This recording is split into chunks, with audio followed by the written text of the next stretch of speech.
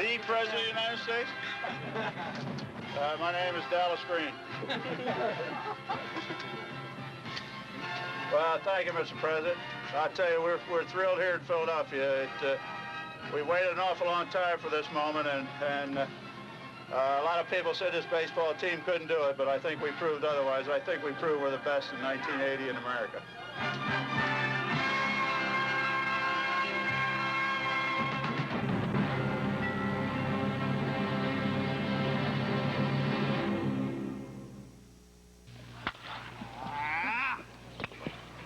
It all began in Clearwater, Florida, where some 46 players tuned up under Maestro Dallas Green, the newest man in the Phillies conductor's chair.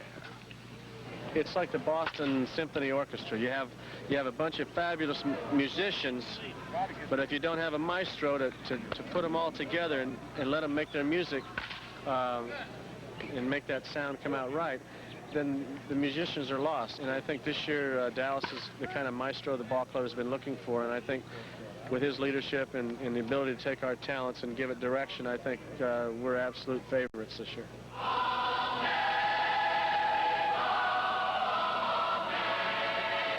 Absolute favorites they were not. In fact, most of America's baseball writers picked the team to finish fourth, behind Pittsburgh, Montreal, and St. Louis. The consensus was Dallas Green's aging musicians could no longer hit the high notes.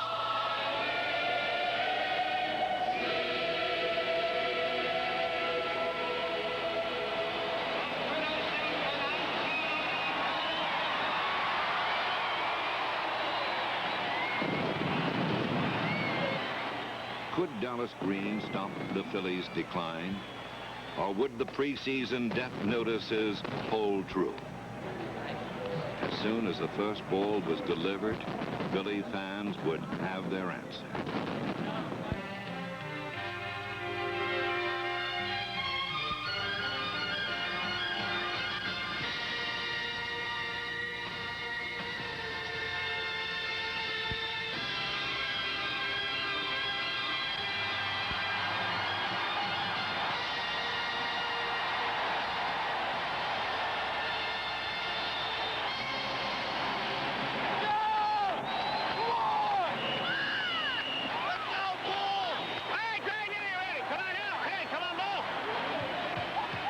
The stretch by Rogers, the 2-2 pitch. Swing and a long drive, deep left field, out of here, home run the ball. On opening night, the Phillies were a picture of good health.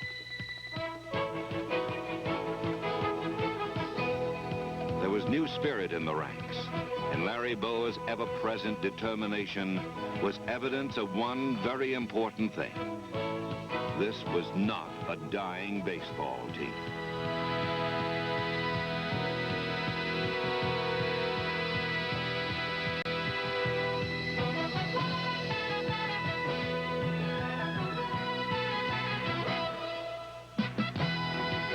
This was Dallas Green's kind of team.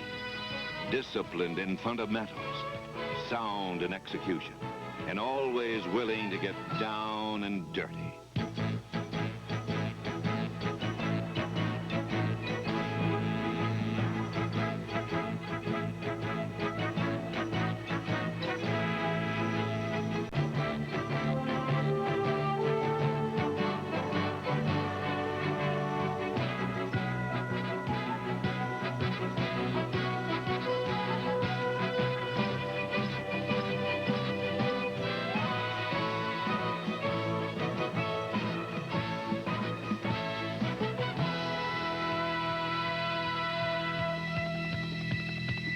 Like all Philly teams of recent years, the 1980 club was outstanding in the field. Mike Schmidt and Gary Maddox won Gold Gloves, while everybody made the plays.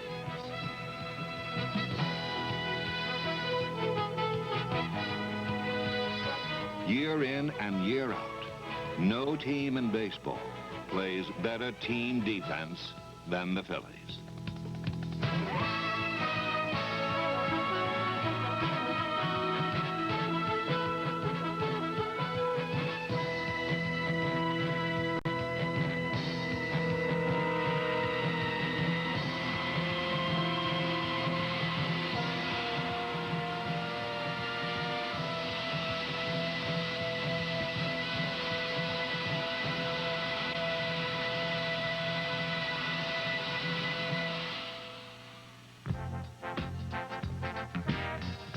Among the surprises of 1980, none was more pleasant than the blossoming of catcher Keith Moreland. Moreland was a 26-year-old rookie who pummeled National League pitching like a seasoned pro.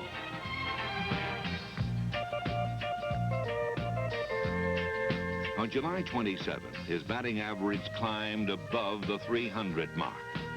It stayed there the rest of the season. And when the final stats were in, only one player on the club for a higher average.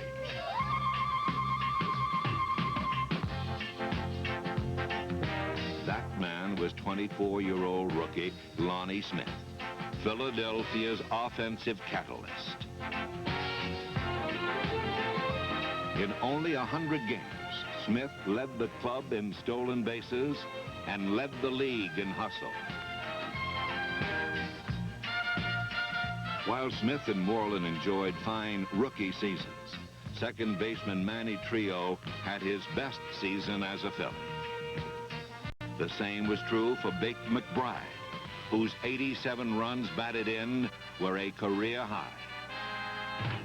But the man whose inspirational presence sustained this club was Peter Edward Rose.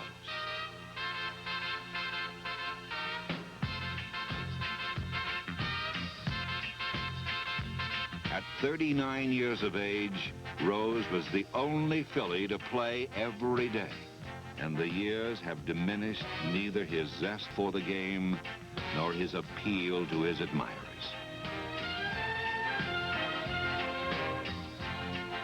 He led the league in doubles, and his 185 hits were a team high. But much deeper than statistics is this one simple observation. In the whole history of Major League Baseball, only a handful of men have played the game with the passion of Pete Rose.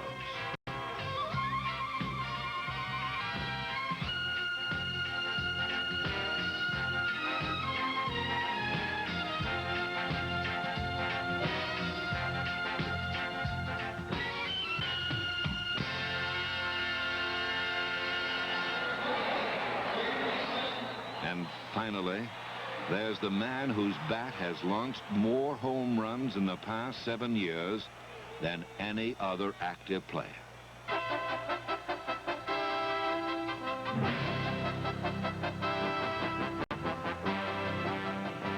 He is today the premier power hitter in Major League Baseball, 1980's most valuable player. His 48 home runs established a new Major League single-season record for third baseman and earned him his 4th home run title in 7 years. Michael Jack Schmidt, Philadelphia's Sultan of Swat. Come on, lefty, strike out! Pitcher Steve Carlton, Philadelphia's King of the Hill.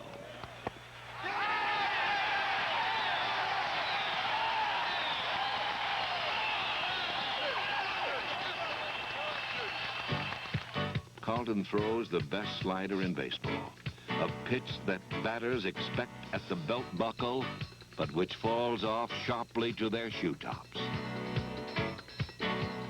It's a pitch that's made many a major leaguer look rather foolish.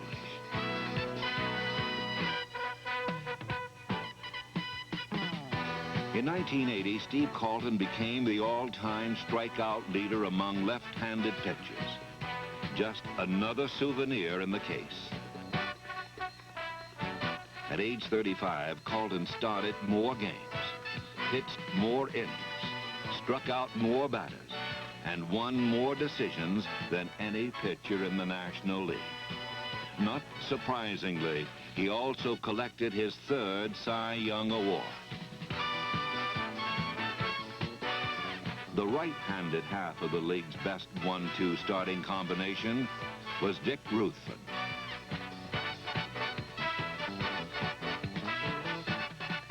When sore arms and injuries depleted the starting rotation, the Phillies reached into their farm system and pulled out a plum in 11-game winner Bob Walk. Later in the year, 6'5" Marty Bystrom arrived from Oklahoma City, eager to contribute. And contribute he did, starting 5 games, winning all 5, and earning acclaim as the National League Pitcher of the Month in September.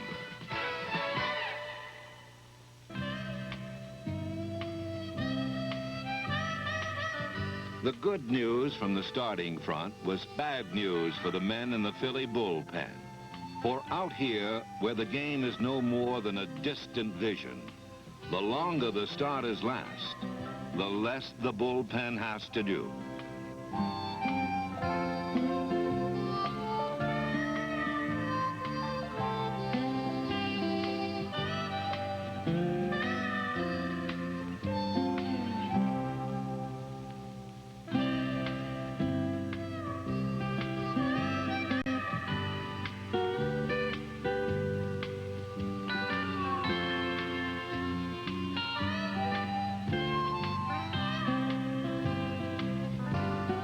For bullpen boredom, there's only one known cure. Yeah. Byron.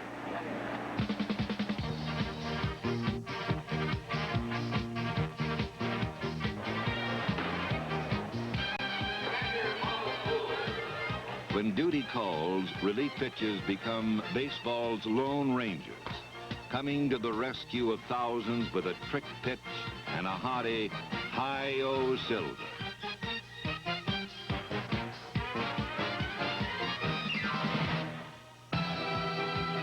On the field, a relief pitcher's problems are many.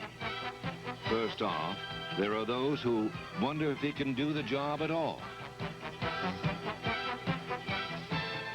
At the mound, his instructions are simple. Bail us out, or it's back to the bush leagues. Throughout the 1980 season, the men with the gunfighter eyes did the job, arriving in the heat of battle and dousing the fire.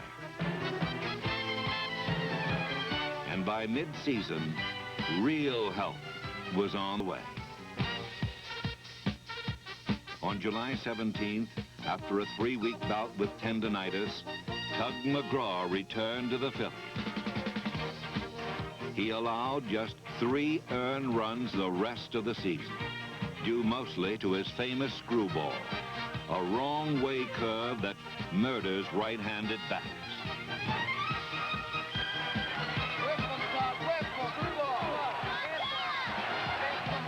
Nobody turns on the vet quite like the Tugger.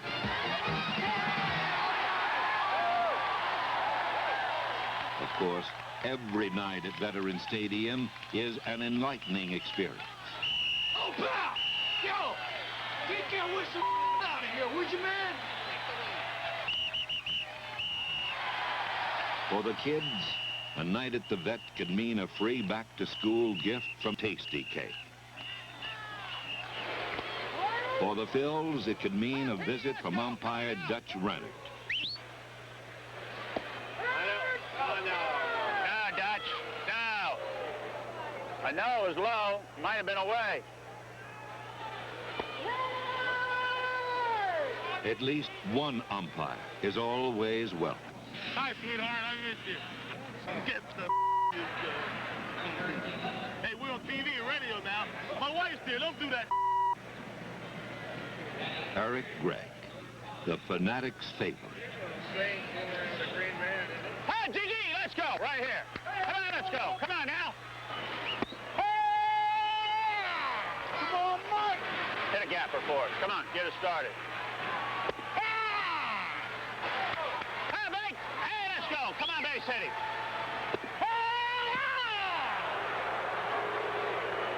Of course, not even Eric Gregg can make the Phillies swing the bats. We still only got 1 hit, man. Let's go.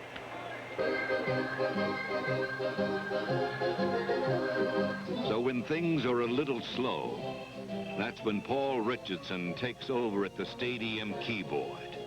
Nobody in town knows more about the psyche of Philadelphia baseball fans.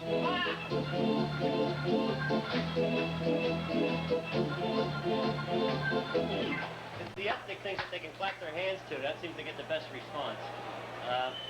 But the situation isn't right. You got a tie ball game. It's too tense yet. Hey, good inning, Bobby. Come on, let's go. Come on, Bobby.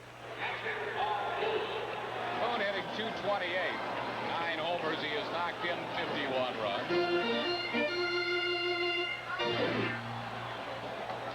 Nothing. They're not with it yet. Boone, despite a batting average some 60 points lower than last year, will probably get more RBIs this year. Line drive left field. Lacy dropped it. Lacy lost it to the light. Maddox scores. Boone to second base, and it's a 2-2 ball game. On this particular night in September, Bobby Wine gave the sign, and Philly fundamentals buried the Bucks. Pitch on the way to Boone. He drops the bunt. It's fielded by the pitcher. Throw to the plate. Throw is wild. Phillies win the game. A heap at the plate as Maddox comes sliding into what? For the Pittsburgh Pirates, the season was over. For the Philly faithful, it was just getting interesting. Here's Palmer's pitch to it. Swing and a long drive. I don't know. Get up there, ball. Out of here. Oh, game's over. Phillies win 2-1. Nate McBride a home run. Phillies win it 2-1. Lead the East by a game and a half. Nate McBride bombed at home plate by his teammate. With a week to play, the Phillies were on top. But by Sunday evening, the Philadelphia Playoff Express had been derailed, and the 1980 Phillies were being haunted by ghosts of September's past.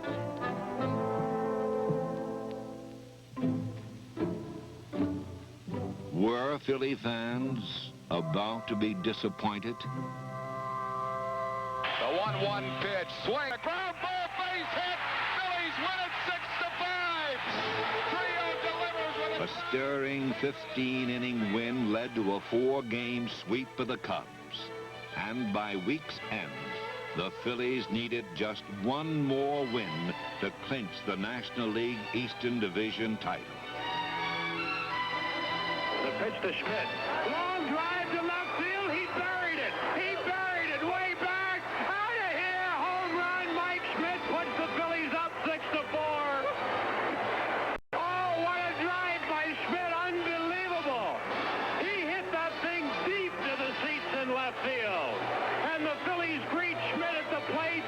Mike clasps his hands. He shakes hands with all of his teammates. What a wild scene in Montreal. The Philadelphia Phillies, National League Eastern Division champions.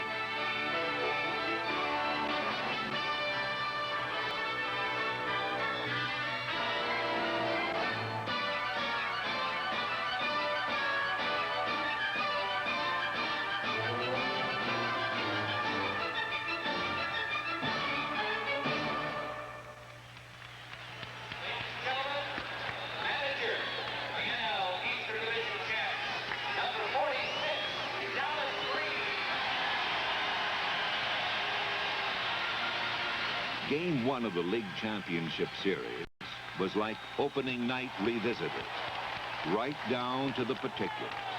3-2 pitch. Swing and a long drive. There she goes. Way out of here. Home run. Greg Bluzinski.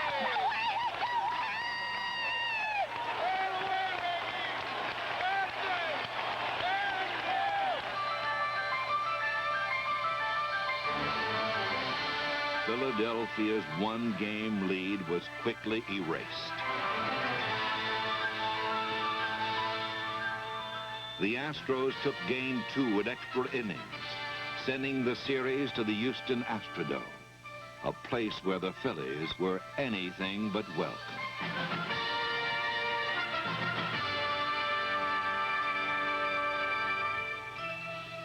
Ahead lay 3 of the most action-packed days in league championship history.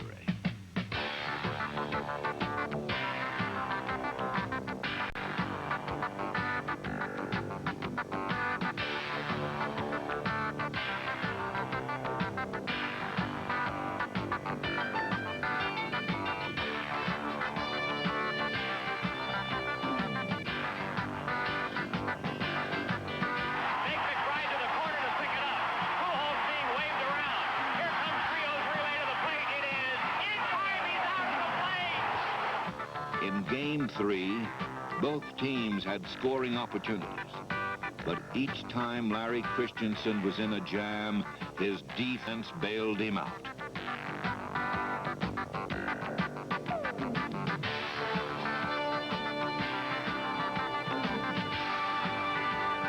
The scoreless tie took its toll as Houston lost Cesar Cedeno. But in the 10th inning, Philadelphia lost the game.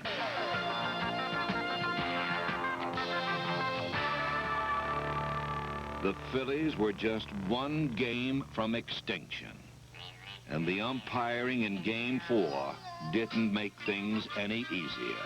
One hopper to the pitcher. He throws to first. Maddox is out at first. Everybody else is safe. Wait a minute. What's Harvey ruling? Wait a minute. A triple play? No way. They're ruling a triple play. They're ruling the ball was caught on a fly, and it was not.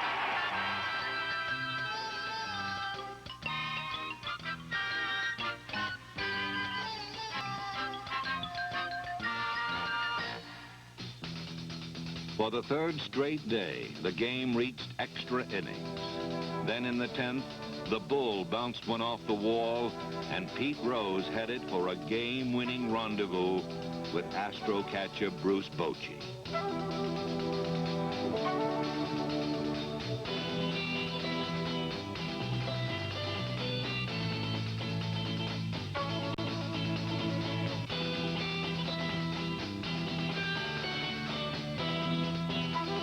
In the decisive 5th game, Philadelphia once again received last rites. But versatile Greg Gross laid down a perfect 8th inning bunt to load the bases.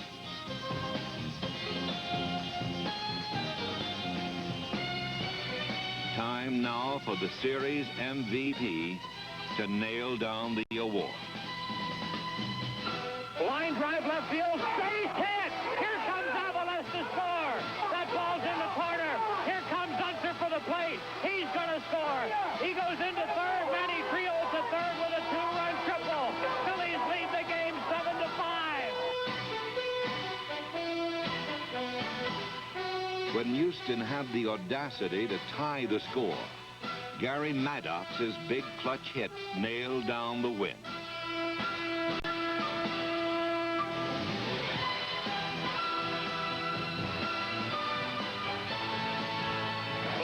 By Ruthven. The 3-2 pitch. Here's a punch shot to center field. Maddox racing over. He catches the ball. Phillies win the pennant. The Phillies have won the pennant. The Phillies win the ball game 8-7. They go to the World Series for the first time in 30 years.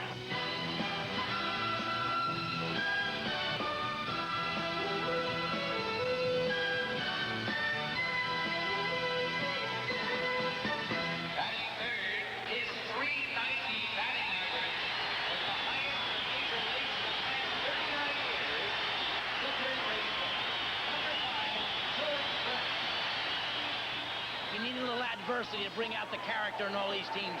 You looked at all the World Series winners. The Oakland A's had a lot of scuffling, but they won it. The Yankees, a lot of scuffling, but they won it. Kansas City likes each other too much. They're going to lose. Trailing 4-0 in the 3rd, a rejuvenated Bob Boone drove in the first of 5 Philly runs, turning the base paths into a pinstripe carousel.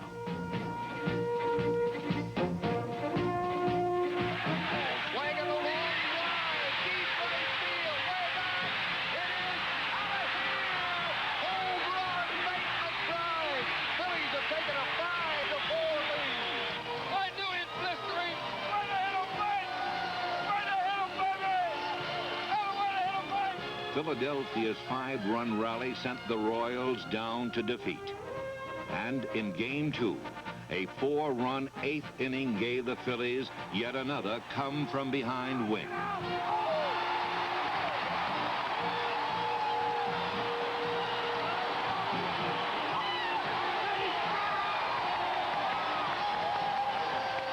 Just when the Phillies appeared invincible, the scene shifted to Kansas City, where the Royals evened the series. In the all-important 5th game, Kansas City took a 1-run lead into the 9th and sent out their bullpen ace to protect it. The Phillies sent out pinch hitter extraordinaire, Del Unser. Here's the pitch to Unser. Swing and a smash past Akins and down the right field line. Mike Schmidt is heading for third base, being waved around third.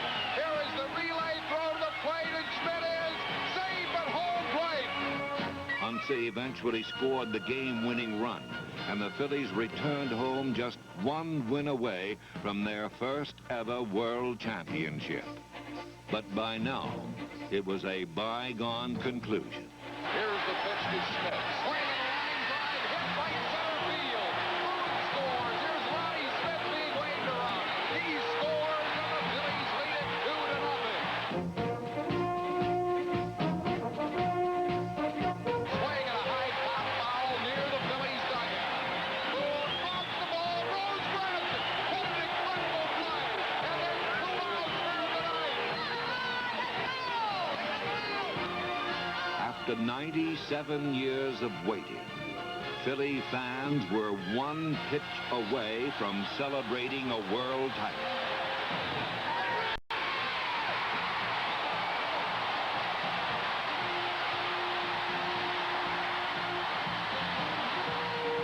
The celebration poured out into the city as more than 1 million people lined the streets to pay tribute to their conquering heroes.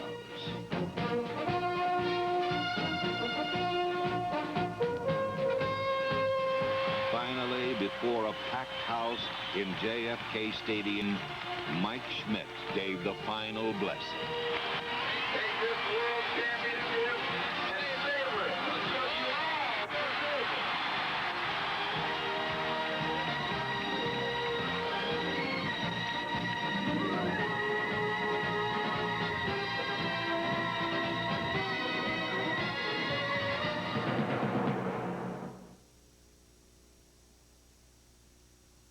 Beating the Yankees, I think, in that the 3rd game the other night was the most excited I've been. Oh, this is fabulous. This is about the greatest thing that ever happened to Kansas City, I'll tell you.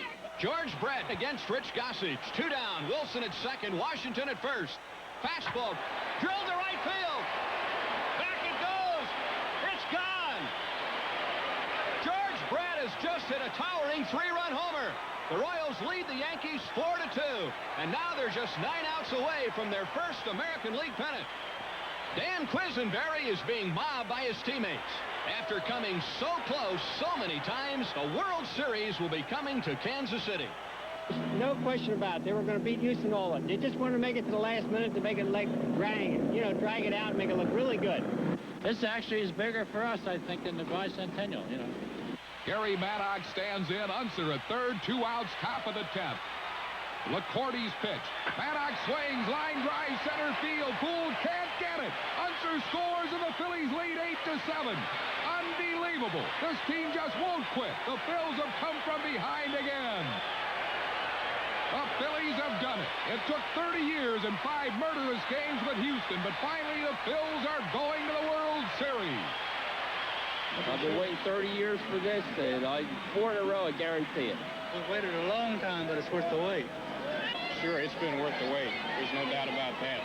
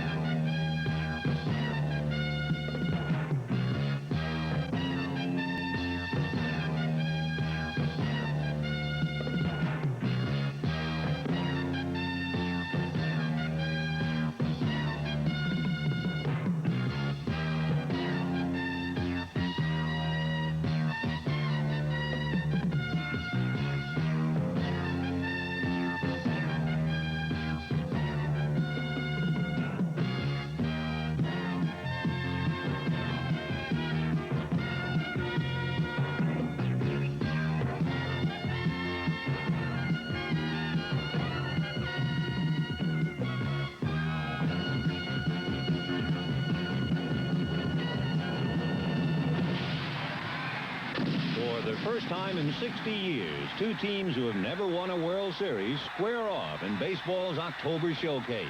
Another first. Never before have both World Series teams been led by rookie managers. But Kansas City's Jim Fry and Philadelphia's Dallas Green are given much of the credit for turning around their team's fortunes and bringing about this historic meeting. In the city of brotherly love and baseball near misses, it's time to let go and celebrate. For 1950 seems an eternity ago. Eddie Sawyer, the manager of that last Phillies pennant winner, is Game 1's first ball hurler. Despite their grueling championship series with Houston, it's a relaxed and confident Phillies team. On the mound is Bob Walk, the first rookie pitcher to start Game 1 in 28 years. And batsmen like Amos Otis are just itching to get a crack at the kid. With a man on first in the second inning, Walk gets a rude World Series introduction.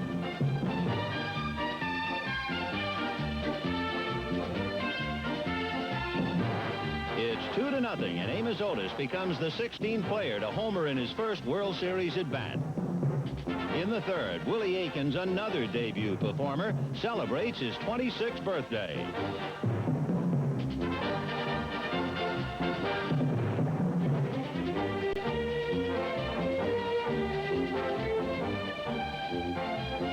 Just ask Willie Aikens if it doesn't feel good to be 26 and 4 runs in front.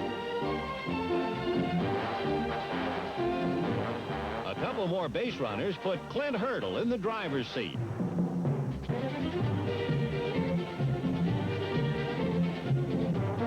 Hurdle's single sends a call for arms to rookie outfielder Lonnie Smith.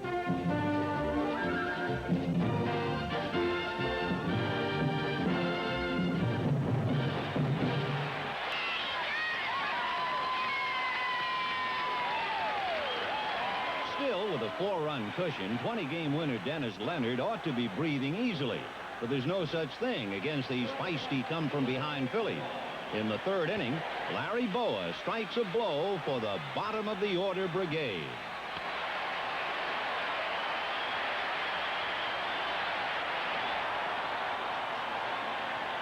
With this team, a rally can start here just as well as at the top of the order.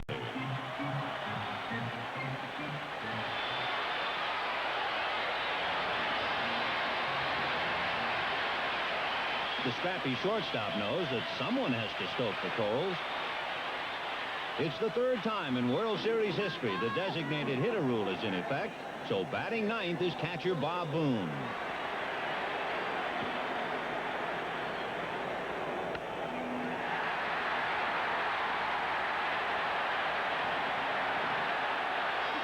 The DH rule backfires on its American League founders as the Phillies' 8th and 9th batters produce their first World Series run. At the top of the order, Lonnie Smith gets another run home. And now it's Pete Rose who'll do just about anything to get on base. That includes getting hit by a pitch. And Rose, one of only 3 Phils who knows the World Series ropes, has Veterans Stadium alive. The Royals' once comfortable lead is now in danger. The potential tying runs are on for Bake McBride, who's batting cleanup despite having hit only 9 home runs the entire season.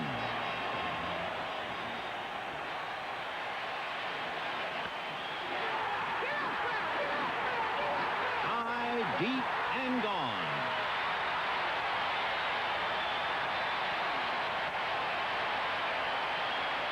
McBride's 3-run homer puts the finishing touches on a 5-run third.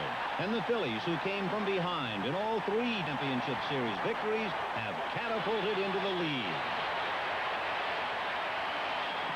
2 more runs extend the Phillies' lead to 7-4. And the insurance tallies help Bob Walk settle down in the middle inning. But with a runner on in the 8th and nobody out, the massive frame of Willie Aikens is an ominous presence.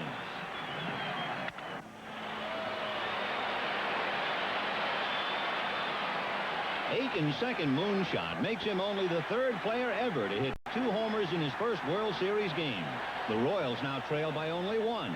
And Bob Walk, who'd later call himself Boom Boom, is replaced by the cool, calm, and collected countenance of the Phillies' placid reliever, Tug McGraw. With 2 out in the 9th, it's Willie Wilson against Old Stoneface, who never seems to get excited. The 7-6 win gives the Phillies an indescribable feeling, one they've been waiting for since 1915. It's time to play for a knockout. Having scaled 1 hurdle against the favored Royals, the Phillies are now looking for 4 in a row. Who better to continue the quest than Steve Carlton, the Phillies' ace left-hander, who faces Larry Gurra, the Royals' top southpaw. A far cry from the tumultuous Game 1, the second outing belongs to the pitchers, at least until the top of the 7th. With the Phillies leading by 1, Carlton's sliders start slipping. 3 walks load the bases with blue shirts, and the series' hottest hitter, Amos Otis, waits impatiently.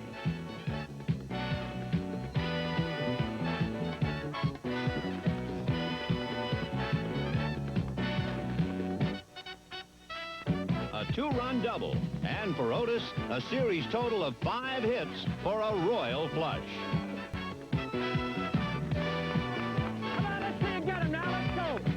A sacrifice fly extends the Royals' lead, and again the Phillies must stage a late-inning rally.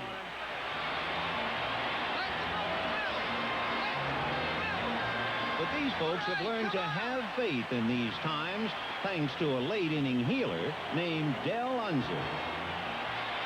The Royals, meanwhile, have their own miracle worker, Dan Quisenberry, who earned 33 saves in 1980 with his famed Atom pitch. But Unser refuses to hit this Atom or anywhere near him. Bob Boone rumbles home, cutting the Royals' lead to 4-3 in the 8th.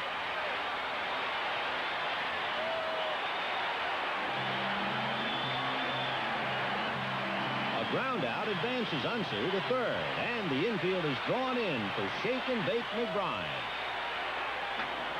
The hero of Game 1 is a hero again.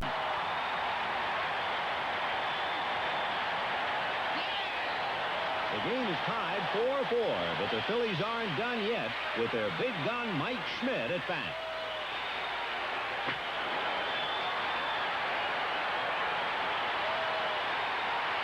It's one right fielder against another.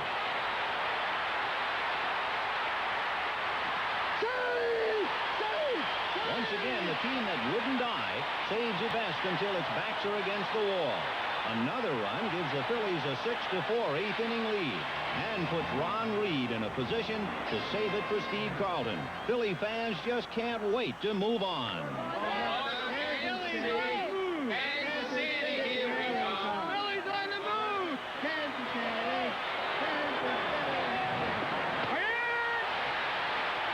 For the first time ever, a Phillies team has 2 wins in a World Series. It's now on to Kansas City, and Philadelphia fans don't care if they ever come back.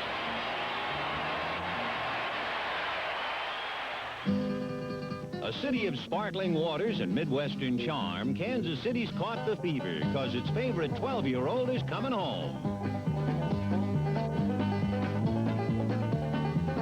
Kansas City fans have waited a lifetime, and now the whole world is watching.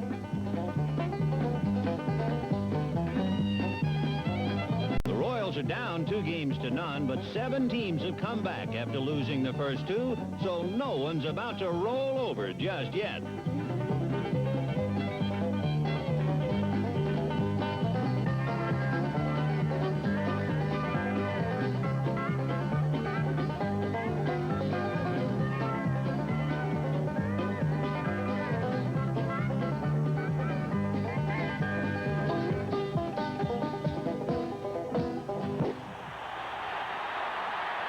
In a glittering World Series premiere, Royal Stadium is a smash. The fun's hardly begun when up steps George Brett in inning 1. It's a huge relief for Royal fans because the most celebrated case of hemorrhoids in recent memory had forced Brett out of Game 2 in the latter innings. With the hopes of all of Kansas City and an operation the day before, the indomitable Brett is back in the lineup. Dick Ruthven, the Phillies starting pitcher in Game 3, has the unenviable chore of facing the game's best hitter in front of his adoring legion.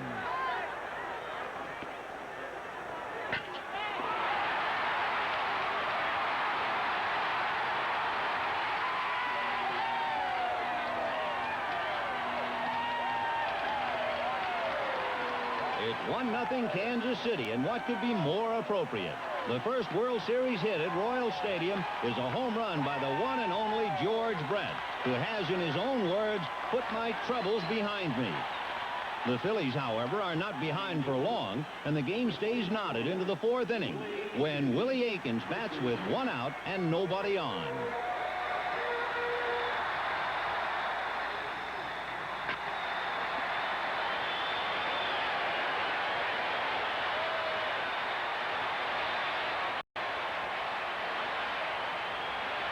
For the first time in his big league career, the mountainous Aikens barrels in with a triple.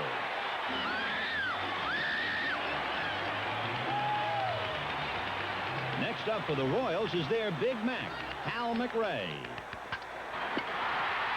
McRae's single scores Aikens and puts Kansas City in the lead 2-1.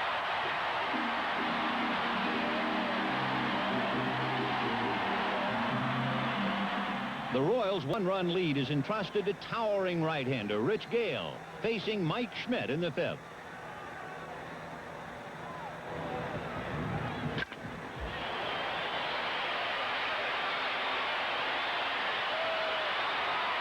For the first time in 19 career postseason games, Mike Schmidt gets to display his home run trot.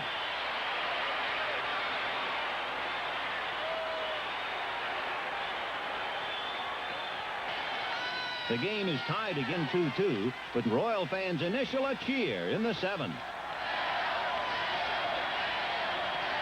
In KC, AO stands for Amos Otis, and the red-hot Royal center fielder gets ready to send this ball a WOL.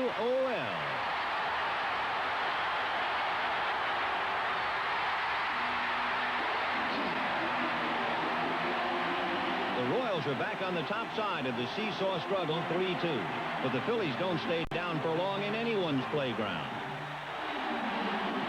One more comeback in the 8th, and this battle royale heads into extra innings with the Phillies mount a 10th inning threat. An encore is being asked of Mike Schmidt, while the Royals look for a command performance from Dan Quisenberry. Frank White's masterful double play symbolizes the highs and lows of this relentless series.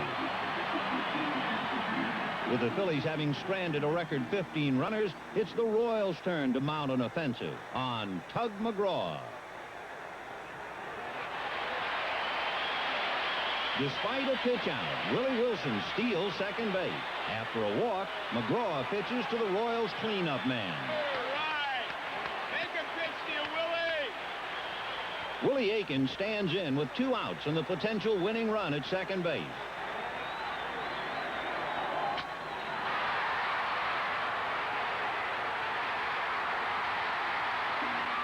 Wilson's victory dance brings the 12-year history of Royals baseball to an exultant climax at home plate.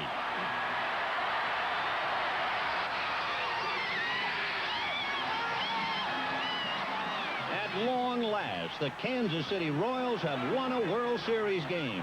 And no matter what happens next, they'll savor this one forever, for the first one's always the sweetest. Game 4 of the 1980 World Series, and a glorious autumn afternoon. In Missouri, this day has been proclaimed Kansas City Royals Day. Philadelphia still leads 2-1, but this team of Royals is fired up. And in the first inning, the pride of the Show Me State shows them.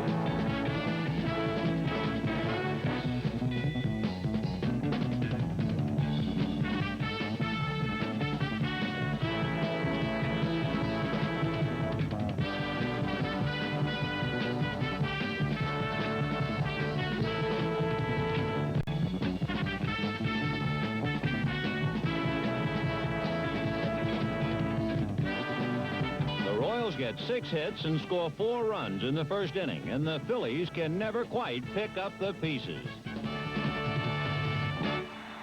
The series is tied at 2 games apiece. Dennis Leonard is the winner with a save from Quisenberry and 2 homers from Aiken. But the most memorable moment of Game 4 came in the 4th. George Brett facing Dickie Knowles.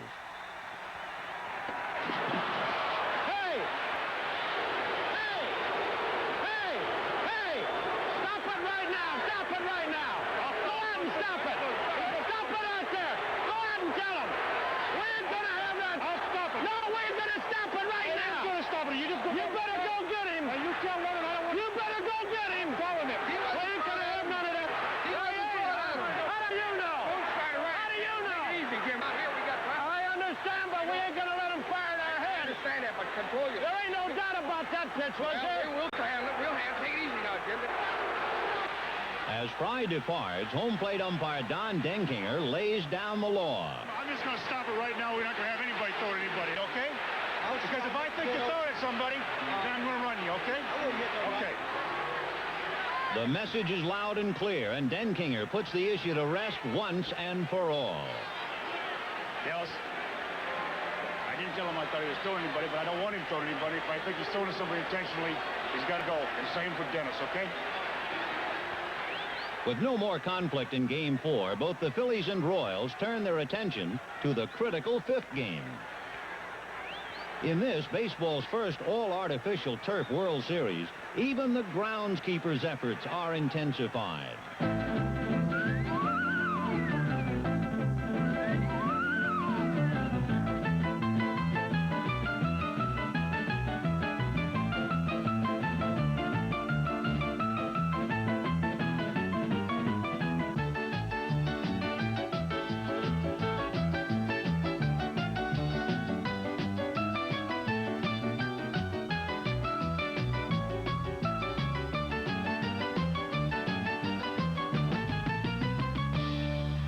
There's always a touch of levity to be found, but now the tension is spiraling for these 2 stubborn ball clubs.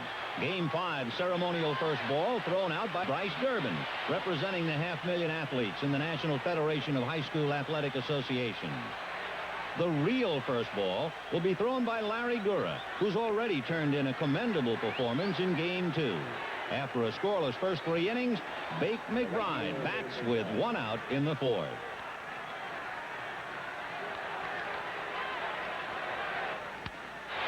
McBride's slow roller should be routine, but Willie Aikens can't find the bag, and McBride is on. Aikens' seemingly trivial error could become the game's first pivotal play, for you hate to put a base runner on with the Major League's home run king, Mike Schmidt, up next.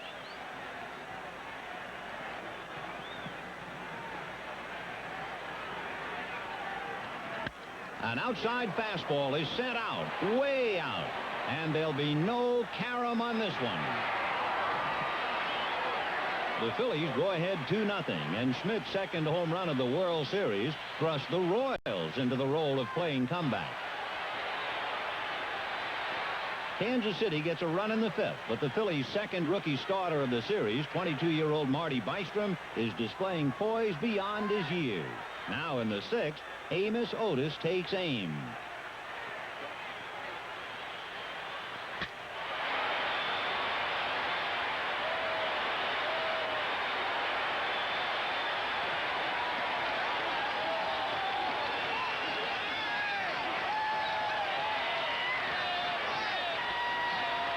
The game is tied at 2-2 as Otis, with 11 hits and 7 RBIs, continues to look the part of series MVP.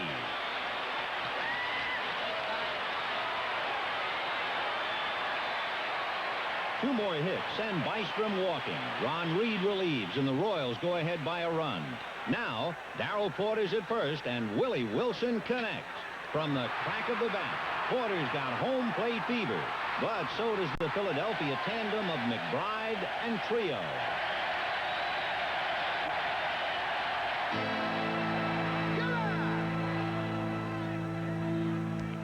The Royals lose a chance for a possible big inning. Now in the 9th, it's up to tireless Dan Quisenberry to protect a precarious 1-run lead. The ninth inning is a lonely chamber of boundless tension and icy resolve. The whole series riding on every pitch. Come on, Mike! Hey, come on, kid! Mike Schmidt leads off.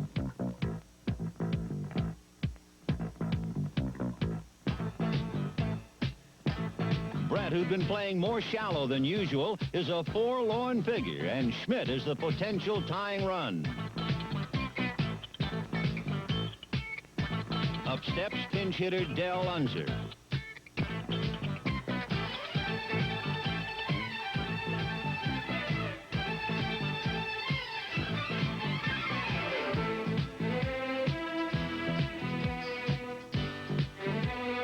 The comforts of home. One man's celebration is another fan's nightmare. And now with the score tied, something's got to give. The uncanny Unser has been sacrificed to third, and now with 2 outs, the batter is Manny Trio.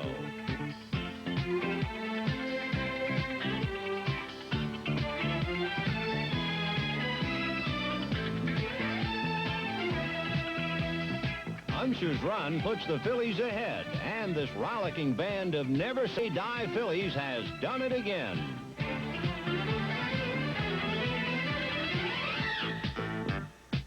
After Hal McRae's long fly ball to left falls just foul, Tug McGraw has to catch his breath. The Royals then load the bases.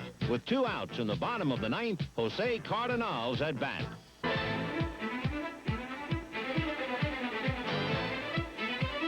The count is 1 ball and 2 strikes.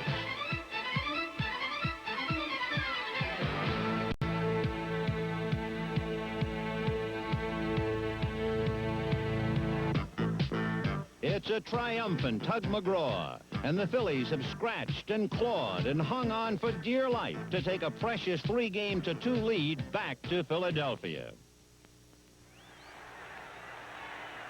Game 6 brings out almost 66,000 fans, the largest World Series crowd in 16 years. A record-breaking television audience is also watching.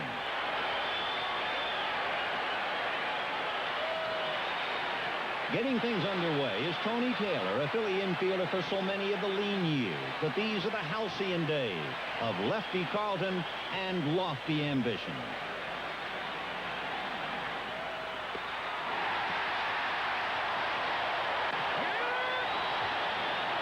For 7 innings, Carlton sends the Royals down with hardly a whimper. But his opponent, Rich Gale, is hard-pressed to keep pace. With no score in the third, Gale walks Bob Boone and faces speedster Lonnie Smith.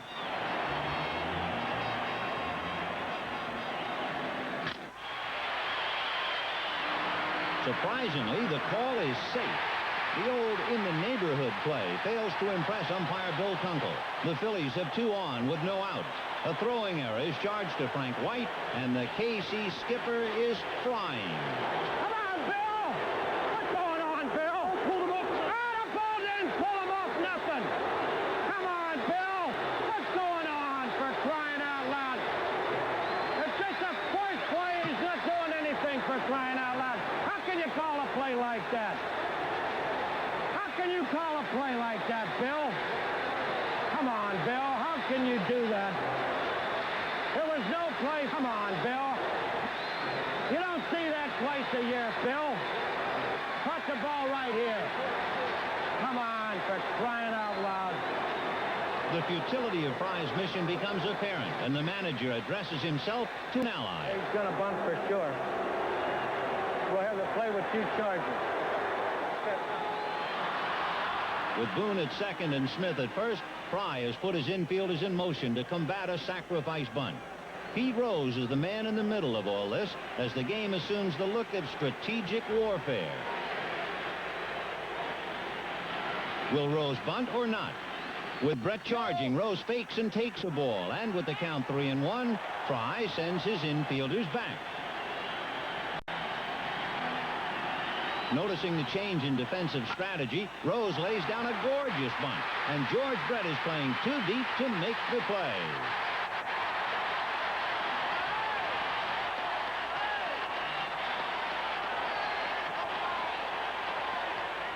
Without a ball hit out of the infield, the Phillies have loaded the bases with nobody out.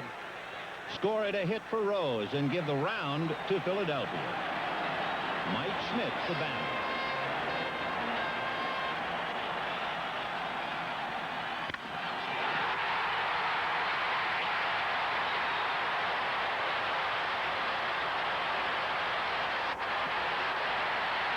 The Phillies go up 2-0 thanks to the clutch swinging Schmidt.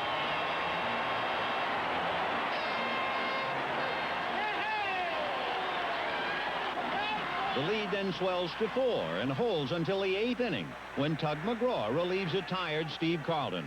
The Royals break through for a run, and with the bases loaded, it's designated hitter Hal McRae versus designated stopper Tug McGraw.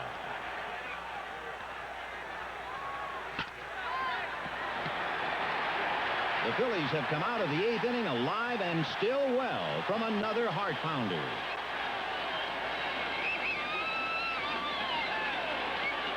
Still, this slap-happy fellow has a truly astonishing flair for drama, and the 9th inning will provide even more. Down by 3 runs, the Royals load the bases with only 1 out, and the potential lead runs at home. For 2 rookie managers, it's the moment of truth. Tug McGraw fires to Frank White, who pops it out. A miraculous grab by Pete Rose might just stand as the most lasting image of this stirring series. After all that it took to get here, the new Phillies can't afford to let it slip away now.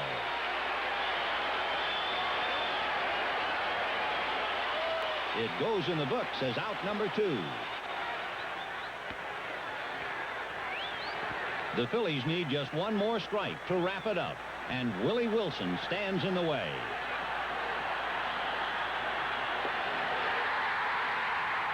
At 11:29 p.m., October 21st, 1980, the ghosts of Phillies past are finally laid to rest. The team that couldn't win the big one has taken the ultimate, and the fans who never had a champion have a World Series winner. It was 98 years in coming, but as any Philadelphia fan will tell you, it was well worth the wait.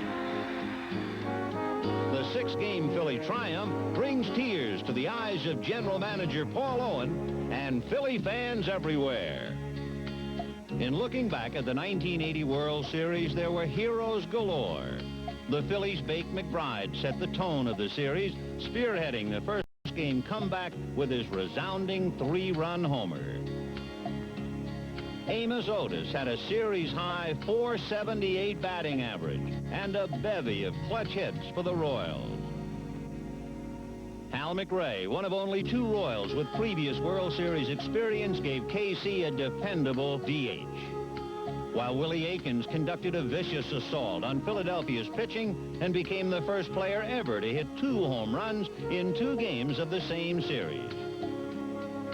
Perhaps the most unsung hero of the series was Philly Ironman Bob Boone, who courageously shrugged off a foot injury to bat .412 and catch every inning. Shortstop Larry Boa triggered a World Series record, 7 double plays, and led the Phillies in both base hits and stolen bases, while adding a boyish enthusiasm. But the most exuberant Philly was reliever Tug McGraw, who won 1 game, saved 2 others, and kept everyone's heart thumping. The Royals' George Brett displayed his incomparable batting stroke to the whole world. Steve Carlton, the man they call Lefty, struck out 17 in 15 innings and accounted for 2 of the Phillies' 4 wins. And finally, Mike Schmidt, who silenced his critics by winning the World Series MVP trophy, then saying graciously, "I'd like to chop it up into at least 25 pieces and give some to all the other guys." One and all, the 1980 Philadelphia Phillies are baseball's world champions.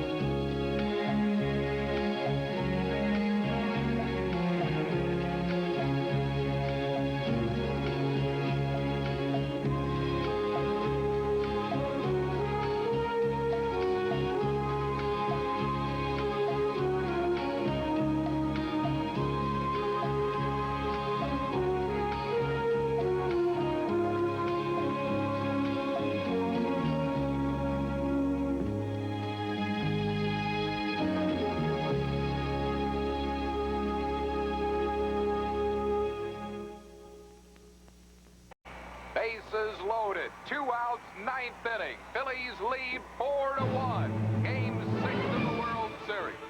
Willie Wilson coming to the plate. Tuck McGraw on the mound. 1 more out, and Philadelphia can truly say we are number 1. What a spot to be in. After 97 years, 1 out. Just 1 more little out. Okay, Booney, what's it going to be for Wilson? Screwball? I'll try it with all I've got. I look at the bases. I wind up and throw. Strike 1. The roar of the crowd. The sound is deafening. Those Phillies fans are going wacko. And now it's time for the climax. Come on, Tugger. Lean into it. Give it all you've got. Willie fouls it off. Oh, my heart's going crazy. With 2 breaking balls, I think he's set for the fastball. Let's try the cutty start. It sails high. It's okay. The count is 1-2. Just 1 more pitch to go. Just 1 more pitch. 97 years can change with just 1 more pitch. Come on, you old reliable arm. My breadbasket for so many years. I'm tired. My fingers tingle. Just 1 more pitch. No, Booney, not the screwball. The fastball should do. This time the Jameson. Straight in there. The scene around me is a mirage. The noise of the crowd is at a nervous pitch. What's this? A mounted police and the canine corps too? Just 1 more pitch. Just 1 more great pitch. And now, the windup. Come on, you Tugger. I reach way back, up with my arms. The leg swings out for a perfect stride. Zing it, Tugger. Zing it with all you've got. There she goes. He struck him out. We did it.